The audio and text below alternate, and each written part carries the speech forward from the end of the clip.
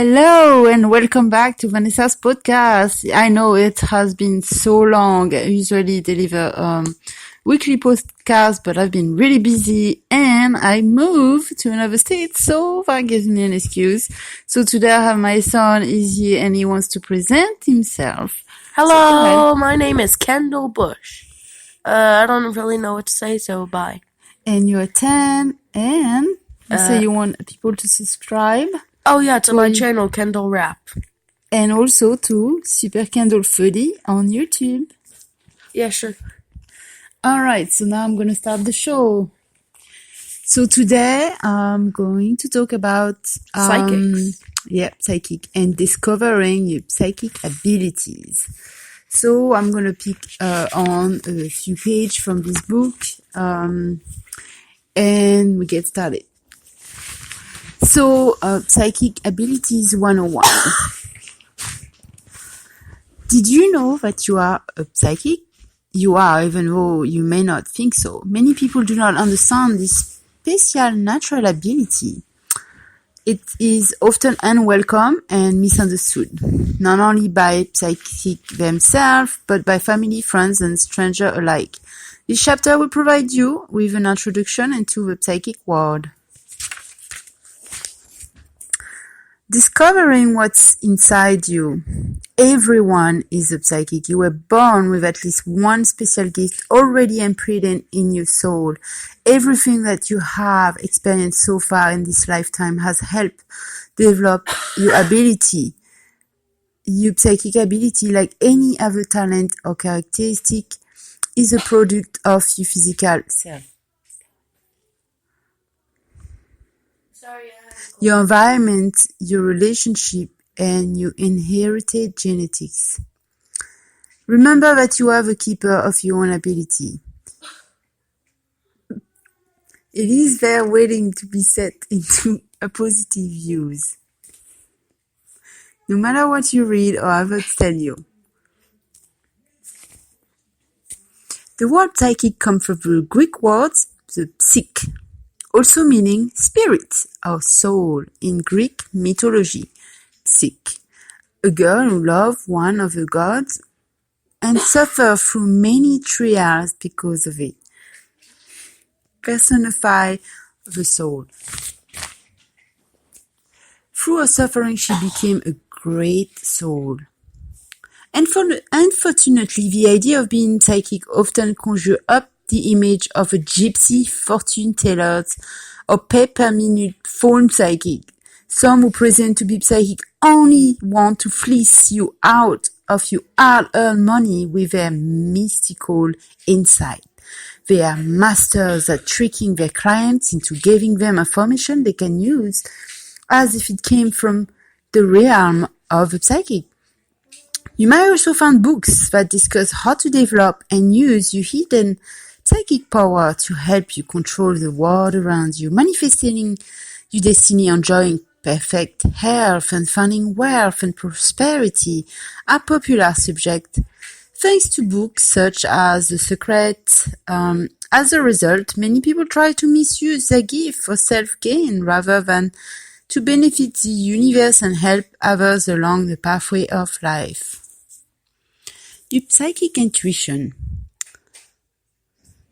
You exist almost simultaneously in three different minds. There's the conscious mind, is your thinking mind and is aware to the event taking place around you.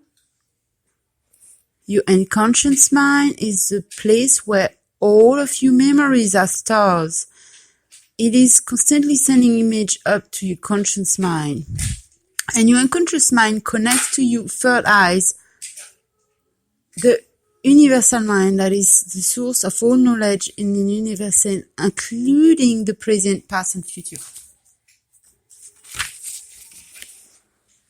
Your mind receives external stimuli through 5 different senses: sight, sound, touch, taste, and smell. You remember past experience internally through the same 5 senses. Each person, however, processes memory in different ways.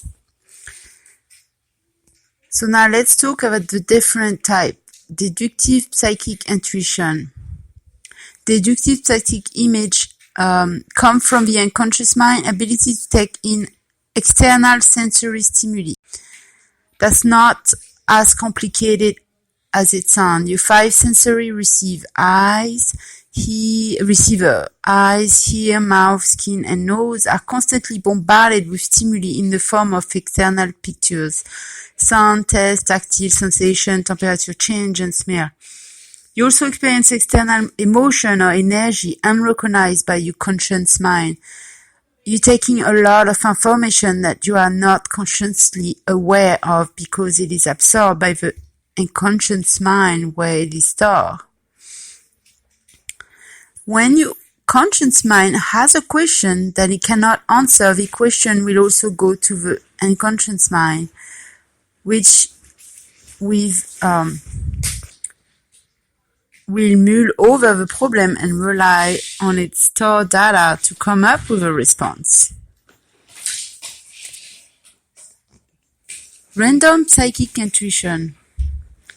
Random psychic intuition is different from deductive psychic intuition in several ways. It comes from your universal mind and may be totally unrelated to anything known or connected and consciously or unconsciously to a psychic image.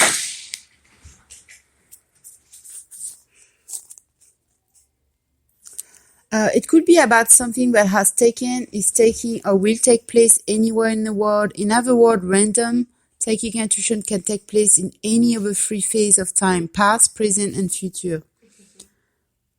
A random psychic experience often comes at a time when it is unexpected or even unwanted. It can be very powerful and leave you dazed and confused. This disorientation may last only a few moments, but its effects are powerful enough to last a lifetime. I apologize for the background noise. My son is purposely making a lot of noise, knowing that I'm going live. He's trying to destroy my session. Anyway, I apologize for any of you who are interested. I was trying to pick on those clues and how to be in a better psychic and have a better psychic experience. Not all random psychic experiences are negative. It is possible that you might have a pleasant premonition. Then later you might realize that what you saw as nothing more than a happy daydream has become a reality. It may be that you suddenly get a set of numbers in your head that leads to a big sweepstake jackpot win. Or a song may begin to play in your head that you haven't heard in years, a song that later you may unexpectedly hear on the radio or television. Random psychic intuition happens when you are in a light trance state. It occurs when your conscious or critical mind is open to the image that are sent up from your unconscious and your universal mind. A random psychic trance can be triggered by external or internal stimuli. Once the intuitive trance process begins, it is hard to disengage from until it has run its course. Goal-focused psychic intuition. Goal-focused psychic intuition is a combination of deductive and random intuition. Using this method, you can make a conscious effort to gain certain insight through psychic intuition. You can attempt to use your intuitive ability for a specific goal.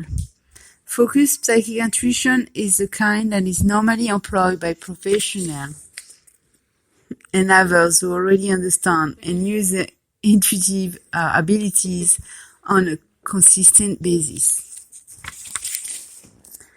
When you ask a fortune teller to give you an answer about a specific problem in your life, a psychic will connect to her intuitive source and focus on the requested information. Then she waits for her mind to download the information requested.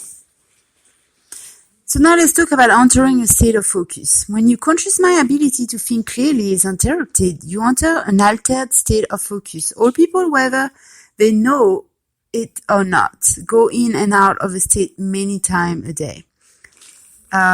When value critical reasoning is pushed aside, the power of suggestion, whether it's by your unconscious mind or by someone else, takes control of your thought process. You can be guided or induced into a trance in several different ways. The trigger can come either through external stimuli, if for instance you were to enter a specific location, or through internal stimuli such as thought or feeling. Trance can be positive or negative, and they can continue to influence you long after your initial experience. You can remain in a trance state for a few minutes or a few days. The state will continue until something interrupts it.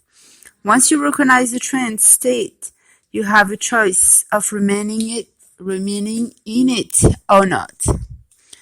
So an altered state of consciousness occurs when a person is not necessarily aware of what he or she is experiencing. The conscious mind is not involved in making critical decisions. The person in a deep state may have no knowledge of external events. So, I hope this helps you a little bit. Okay, so this is going to be the last paragraph that I'm going to read. Finding your balance. Here's a suggestion to help you to find your inner balance of mind. Create a place in your mind where you can escape for a few moments and learn to relax there. For some of you, this may seem impossible. If relaxing for you at this time is difficult, don't worry. As you progress through the book, you will learn how to find your balance. You may already be familiar with the term centering yourself. Maybe situations in your life can keep you from being centered. You may be kept off balance by the people around you, the environment, or by the psychic information when it's poured through the unconscious mind. It is easy to be overwhelmed by all the stimuli, both external and internal. To help deal with life's uncertainty, you need to learn how to center yourself. By the way, this book, if you're interested to read more of it, it's called A Practical Guide How to Be a Psychic, not a Psycho. They said a Psycho. And alright, and I'm doing this well, there's a lot of noise around, so I'm trying to stay focused here so actually be helpful. Alright, so where was I? Your third eye, a spot of mental focus is located between above your two eyes in the center of your forehead. It is the point of connection to your sixth chakra. It is often associated with your pituitary gland, a gland the size of a pea located at the base of your brain. All three of your eyes, so there's three eyes, form the points of a triangle, a symbol that is found throughout ancient history, especially in the society of the pyramid builders. Perhaps they were aware of some lost ancient secret that helped them connect to the eyes of the soul. There's only two. So focus upward. An easy way to center yourself is to make a connection with your third eye.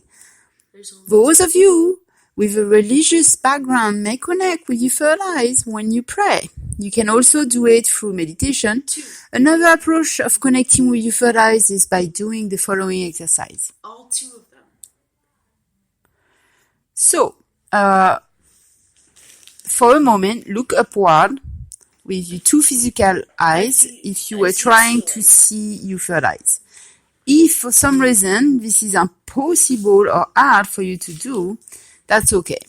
It is not actually necessary to move or see through your two eyes to experience this.